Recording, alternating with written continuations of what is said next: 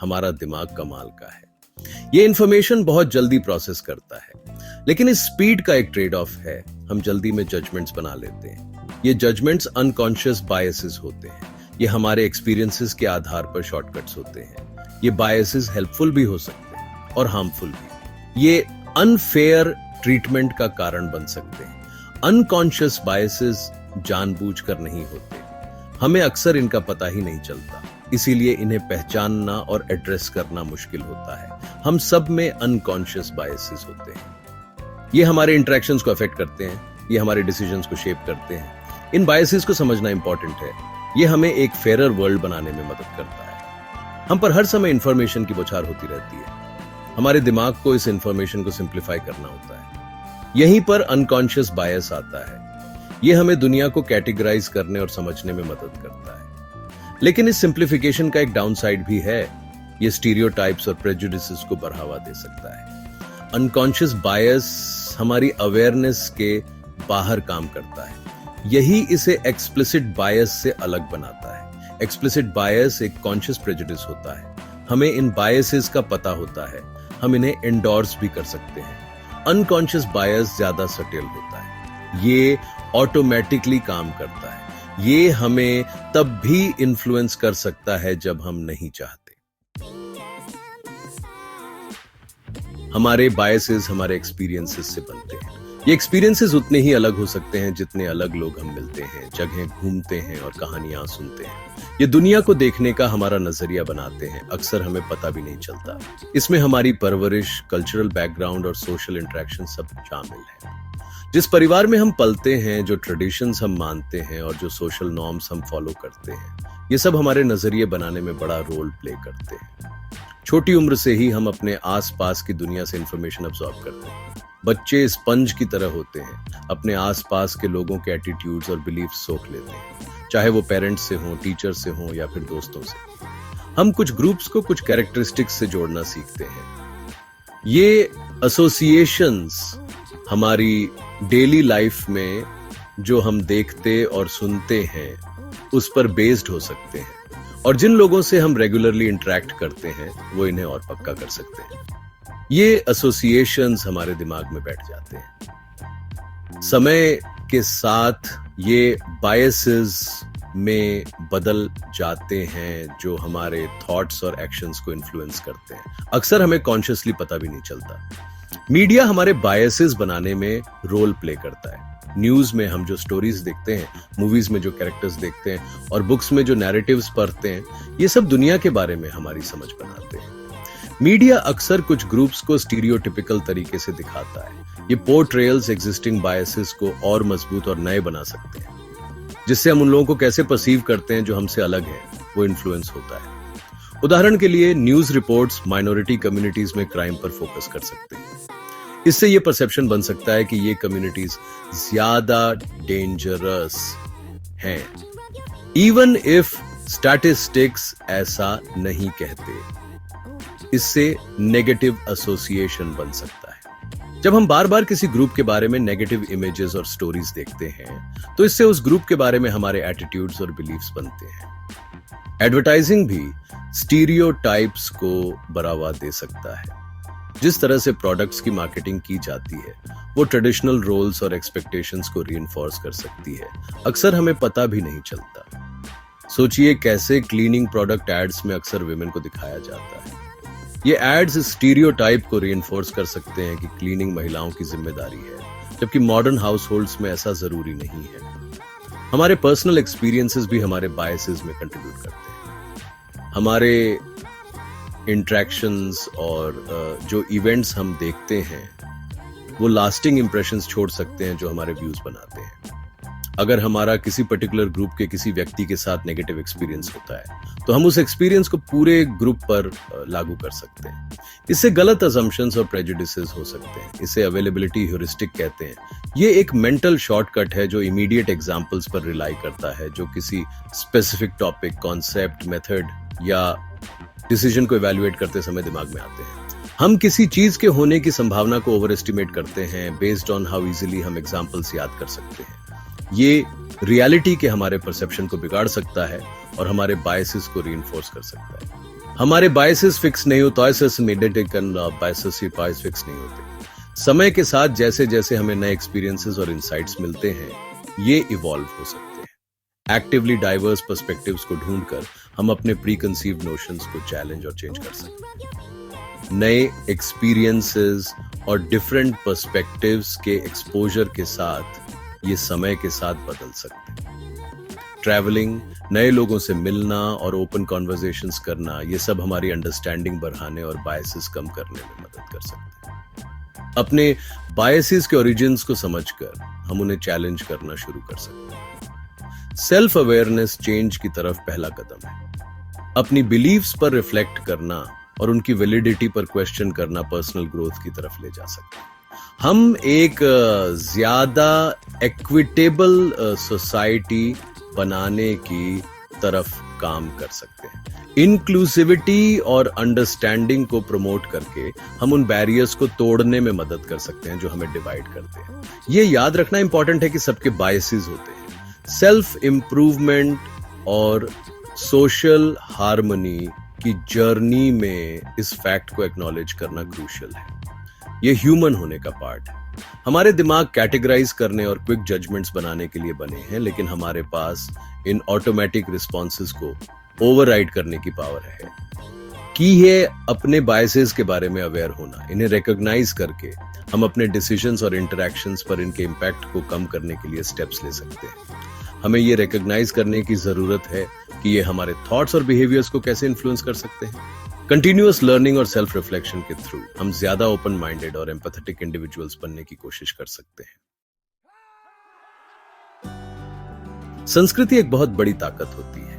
ये एक अदृश्य हाथ है जो हमारे विचारों, कामों और बातचीत को दिशा देता है। जैसे ही हम पैदा होते हैं, हम एक सांस्कृतिक माहौल में डूब जाते हैं जो हमारे दुनिया को देखने के नजरिए को आकार देता है। इस माहौल में वे परंपराएं, रीति रिवाज और नियम शामिल हैं जो पीढ़ी दर पीढ़ी चले आ रहे हैं। संस्कृति के माध्यम से ही हम सीखते हैं कि हमारे समाज में क्या स्वीकार्य है और क्या अस्वीकार्य। यह हमारे मूल्यों, विश्वासों और व्यवहार को आकार देता है। ये सांस्कृतिक प्रभाव इतने गहरे होते हैं कि हम अक्सर उन्हें मान लेते हैं। वो हमारे लिए स्वाभाविक हो जाते हैं, हमारे फैसलों और कार्यों को निर्देशित करते हैं, हमें पता भी नहीं चलता। उदाहरण के लिए, जिस तरह से हम एक दूसरे का अभिवादन करते हैं, जो खाना हम खाते हैं और जो त्योहार हम मनाते हैं, ये सब हमारी सांस्कृतिक पृष्ठभूमि से प्रभावित होते हैं। यह हमारे पूर्वाग्रहों को भी प्रभावित करता है। ये पूर्वाग्रह सकारात्मक और नकारात्मक दोनों हो सकते हैं और ये प्रभावित करते हैं कि हम दूसरों को कैसे देखते हैं और उनके साथ कैसे बातचीत करते हैं। सांस्कृतिक पूर्वाग्रह रूढ़िवादिता को जन्म दे सकते हैं, जो लोगों के किसी विशेष समूह के बारे में अति सरलीकृत और सामान्यकृत धारणाएं होती हैं। ये रूढ़िवादिता हानिकारक हो सकती है क्योंकि ये अक्सर भेदभाव और पूर्वाग्रह को जन्म देती है। संस्कृति हमें सिखाती है कि अलग अलग लोगों के समूहों के बारे में क्या सोचना है। छोटी उम्र से ही हम सांस्कृतिक संदेशों के संपर्क में आते हैं जो दूसरों के बारे में हमारी धारणाओं को आकार देते हैं।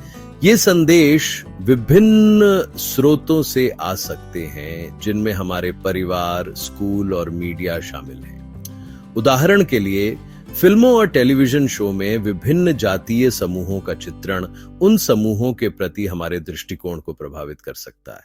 ये सांस्कृतिक संदेश सूक्ष्म या प्रत्यक्ष हो सकते हैं। कभी कभी वे स्पष्ट और पहचानने में आसान होते हैं, जैसे कि एक समाचार रिपोर्ट जो एक विशेष रूढ़िवादिता को पुष्ट करती है। दूसरी बार वे अधिक सूक्ष्म होते हैं। हमारे द्वारा उपयोग की जाने वाली भाषा या हमारे द्वारा बताए गए चुटकुलों में अंतर्निहित होते हैं। चाहे वे कैसे भी व्यक्त किए जाएं, ये संदेश हमारी धारणाओं को आकार देने में महत्वपूर्ण भूमिका निभाते हैं। उन्हें अक्सर मीडिया, परंपराओं और सामाजिक मानदंडों के माध्यम से प्रबलित किया जाता है। मीडिया विशेष रूप से हमारी धारणाओं पर एक शक्तिशाली प्रभाव डालता है। टेलीविजन, फिल्मों और समाचारों में हम जो कहानियां देखते हैं, वे दुनिया और उसमें रहने वाले लोगों के बारे में हमारी समझ को आकार दे सकती है। परंपराएं और सामाजिक मानदंड भी एक भूमिका निभाते हैं, क्योंकि वे तय करते हैं कि विभिन्न परिस्थितियों में क्या उचित व्यवहार माना जाता है। उदाहरण के लिए, कई संस्कृतियों में युवाओं के प्रति एक मजबूत पूर्व से। युवावस्था को अक्सर ऊर्जा, नवीनता और क्षमता से जोड़ा जाता है, जबकि बुढ़ापे को इन गुणों में गिरावट के रूप में देखा जाता है। ये सांस्कृतिक पूर्वाग्रह बुढ़ापे के प्रति भेदभाव को जन्म दे सकता है, जो किसी व्यक्ति की उम्र के आधार पर भेदभाव है। वृद्ध लोगों को कार्यस्थल पर भेदभाव का सामना करना पड़ सकता है, इस धारणा के कारण कि वे अपने छोटे सहयोगियों की तुलना में कम सक्षम या अनुकूलनीय हैं। पदोन्नति या नए अवसरों के लिए उनकी अनदेखी की जा सकती है। इससे वृद्ध श्रमिकों में निराशा और अपर्याप्तता की भावना पैदा हो सकती है। उन्हें पुराने जमाने का या तकनीकी रूप से अयोग्य माना जा सकता है। ये रूढ़िवादिता न केवल अनुचित है बल्कि असत्य भी है। कई वृद्ध कर्मचारी अत्यधिक कुशल होते हैं और अपनी भूमिकाओं में बहुमूल्य अनुभव लाते हैं। हालांकि युवाओं के प्रति सांस्कृतिक पूर्वाग्रह इन योगदानों पर भारी पड़ सकता है।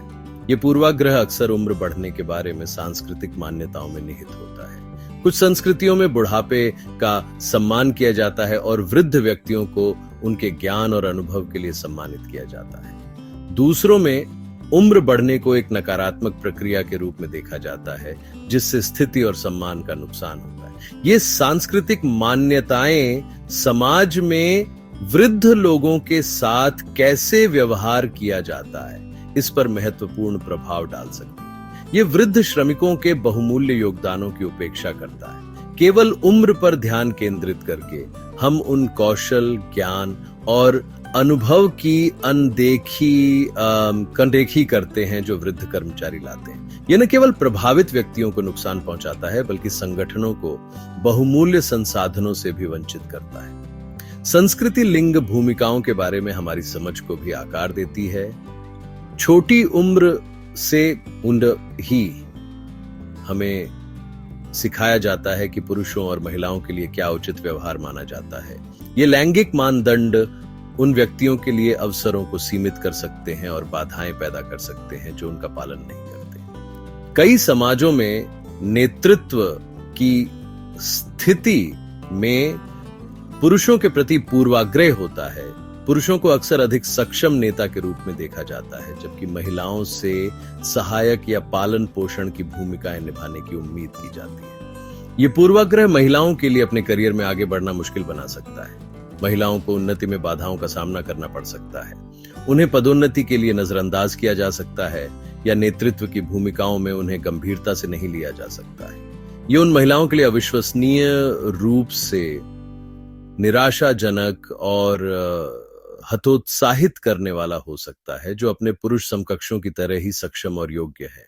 उन्हें अपनी नेतृत्व क्षमताओं के बारे में रूढ़िवादिता का सामना करना पड़ सकता है। इन रूढ़िवादिताओं में यह विश्वास शामिल हो सकता है कि महिलाएं बहुत भावुक होती हैं या प्रभावी नेता बनने के लिए पर्याप्त मुखर नहीं होती। इस तरह के पूर्वाग्रह न केवल निराधार हैं बल्कि कार्यस्थल में लैंगिक समानता की प्रगति के लिए भी हानिकारक है। ये पूर्वाग्रह महिलाओं के के लिए अवसरों को सीमित करता है। ये एक असमान खेल का मैदान बनाता है, जहां महिलाओं को खुद को साबित करने और अपने रास्ते में आने वाली बाधाओं को दूर करने के लिए कड़ी मेहनत करनी पड़ती है। ये न केवल उनके करियर की प्रगति को प्रभावित करता है बल्कि उनके समग्र कार्य, संतुष्टि और कल्याण को भी प्रभावित करता है। ये संगठनों को उनकी प्रतिभा से लाभान्वित होने से रोकता है। जब महिलाओं को पुरुषों के समान अवसर नहीं दिए जाते हैं तो संगठन विविध दृष्टिकोणों और कौशलों से चूक जाते हैं जो महिलाएं मेज पर लाती हैं। यह नवाचार और विकास में बाधा डाल सकता है। सांस्कृतिक पूर्वाग्रह गहराई से अंतर्निहित हो सकते हैं। वे अक्सर पीढ़ियों से चले आ रहे हैं और सामाजिक मानदंडों और संस्थानों द्वारा प्रबल। इससे उन्हें पहचानना मुश्किल हो जाता है और बदलना और भी मुश्किल हो जाता है। उन्हें पहचानना और चुनौती देना मुश्किल हो सकता है। हम में से बहुत से लोग अपने स्वयं के पूर्वाग्रहों से अनजान हैं, क्योंकि वे हमारे सांस्कृतिक ढांचे में इतने गहरे अंतर्निहित हैं। इन पूर्वाग्रहों को पहचानने और उन्हें दूर करने के लिए सचेत प्रयास और आत्मचिंतन की आवश्यकता होती है। हालांकि हमारे पूर्वाग्रहों को आकार देने में संस्कृति की भूमिका को स्वीकार करना महत्वपूर्ण है। अपने पूर्वाग्रहों की सांस्कृतिक जड़ों को समझकर हम उन्हें चुनौती देना और बदलना शुरू कर सकते हैं। ये एक अधिक समावेशी और न्याय संगत समाज बनाने की दिशा में एक महत्वपूर्ण कदम है। सांस्कृतिक क्षमता को बढ़ावा देने और अधिक समावेशी समाज बनाने के लिए ये समझ आवश्यक है। सांस्कृतिक क्षमता में दूसरों के सांस्कृतिक मतभेदों को पहचानना और उनका सम्मान करना शामिल है। इसके लिए खुले दिमाग और उन लोगों से सीखने की इच्छा की आवश्यकता होती है जो हमसे अलग है। संस्कृति की शक्ति को पहचानकर हम अपनी धारणाओं पर सवाल उठाना शुरू कर सकते हैं। हम उन पूर्वाग्रहों के बारे में अधिक जागरूक हो सकते हैं जो हमारे विचारों और कार्यों को प्रभावित करते हैं। यह जागरूकता बदलाव की दिशा में पहला कदम है। हम सांस्कृतिक रूढ़िवादिता में निहित पूर्वाग्रहों को चुनौती दे सकते हैं। इसके लिए निरंतर शिक्षा और आत्मचिंतन की आवश्यकता होती है। इसमें ऐसे स्थान बनाना भी शामिल है जहां पूर्वाग्रह के बारे में खुली और ईमानदार बातचीत हो सके। इसके लिए अन्य संस्कृतियों से सीखने की इच्छा की आवश्यकता होती है। विभिन्न सांस्कृतिक पृष्ठभूमि के लोगों के साथ जुड़कर हम अपने दृष्टिकोण को व्यापक बना सकते हैं और अपने स्वयं के पूर्वाग्रहों को चुनौती दे सकते हैं। इससे अधिक समझ और सहानुभूति पैदा हो सकती है। हमें अलग अलग नजरियों के लिए तैयार रहने की जरूरत है। विविधता को अपनाकर और अपने स्वयं के पूर्वाग्रहों को चुनौती देकर हम सभी के लिए एक अधिक समावेशी और न्याय संगत समाज बना सकते हैं। अनजाने में जो बायस होता है ना, वो हमारे डिसीजंस पे बहुत असर डालता है। कई बार हमें पता भी नहीं चलता और ये हमारे सोचने और काम करने के तरीके को बदल देता है। ये हमारे चॉइसेस को छोटे छोटे तरीकों से इन्फ्लुएंस करता है, लेकिन इसका इफेक्ट बहुत पावरफुल होता है। ये बायसेस हमारे सबकॉन्शियस माइंड में होते हैं जो हमारे एक्सपीरियंसेस, कल्चर और सोसाइटी के रूल्स से बनते हैं। ऐसा इसीलिए होता है क्योंकि हमारे बायसेस हमारे कॉन्शियस अवेयरनेस के लेवल से नीचे काम करते हैं। हमें लगता है कि हम सही डिसीजंस ले रहे हैं, लेकिन हमारा सबकॉन्शियस माइंड हमें किसी पर्टिकुलर डायरेक्शन में ले जाता है। जब हमें लगता है कि हम ऑब्जेक्टिव हैं, तब भी ये हमारे जजमेंट्स को अफेक्ट कर सकते हैं। प्रोफेशनल सेटिंग्स में जहां फेयरनेस और इम्पार्शियलिटी इंपॉर्टेंट होती है, ये बायसेस प्रॉब्लम क्रिएट कर सकते हैं। जैसे स्टडीज में देखा गया है कि लोग उन कैंडिडेट्स को हायर करते हैं जो रेस, जेंडर या बैकग्राउंड में उनके जैसे होते हैं। इसे सिमिलैरिटी अट्रैक्शन इफेक्ट कहते हैं। हम नेचुरली उन लोगों की तरफ अट्रैक्ट होते हैं जो हमें खुद की याद दिलाते हैं, जिससे वर्क प्लेस होमोजेनस हो जाता है। हम नेचुरली उन लोगों की तरफ अट्रैक्ट होते हैं जो हमें खुद की याद दिलाते हैं। इससे वर्क प्लेस में डाइवर्सिटी की कमी हो सकती है, जो क्रिएटिविटी और इनोवेशन को रोक सकती है। इससे वर्क प्लेस में डाइवर्सिटी की कमी हो सकती है। एक डाइवर्स टीम अलग अलग पर्सपेक्टिव्स और आइडियाज लाती है जो प्रॉब्लम सॉल्विंग और ग्रोथ के लिए जरूरी है। अनकॉन्शियस बायस दूसरों की कॉम्पिटेंस और एबिलिटीज के बारे में हमारे परसेप्शन को भी अफेक्ट कर सकता है। हम अनकॉन्शियसली उन लोगों को फेवर कर सकते हैं जो कॉम्पिटेंट पर्सन की हमारी पहले से बनी हुई इमेज से मैच करते हैं।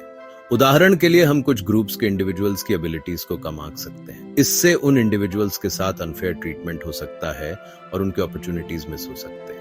इससे अनफेयर परफॉर्मेंस इवैल्यूएशंस हो सकते हैं या ग्रोथ और डेवलपमेंट के अपॉर्चुनिटीज मिस हो सकते हैं। यह सुनिश्चित करने के लिए कि हर किसी को सक्सीड होने का फेयर चांस मिले, इन बायसेस को पहचानना इंपॉर्टेंट है। क्रिमिनल जस्टिस, हेल्थ केयर और एजुकेशन जैसे एरियाज में डिसीजन मेकिंग पर अनकॉन्शियस बायस का इंपैक्ट खास तौर से चिंता का विषय है। इन फील्ड्स में बायस डिसीजन से लाइफ बदल देने वाले कॉन्सिक्वेंसेस हो सकते हैं। इन एरियाज में बायस डिसीजंस के इंडिविजुअल्स की लाइव्स पर सीरियस कॉन्सिक्वेंसेस हो सकते हैं। जैसे कोर्ट रूम में एक बायस जजमेंट से गलत कन्विक्शंस या अनफेयर सेंटेंसिंग हो सकती है। अपने डिसीजन मेकिंग में बायस की पॉसिबिलिटी के बारे में अवेयर होना बहुत जरूरी है। अपने बायसेस को एक्नॉलेज करके हम उनके इंपैक्ट को कम करने के लिए स्टेप्स ले सकते हैं। बायस को कम करने के लिए स्ट्रैटेजीज इंप्लीमेंट करके हम फेयर और इक्विटेबल आउटकम्स के लिए कोशिश कर सकते हैं। इसमें training programmes, diverse hiring practices और एक इंक्लूसिव कल्चर बनाना शामिल है, जहां सभी की बात सुनी जाती है।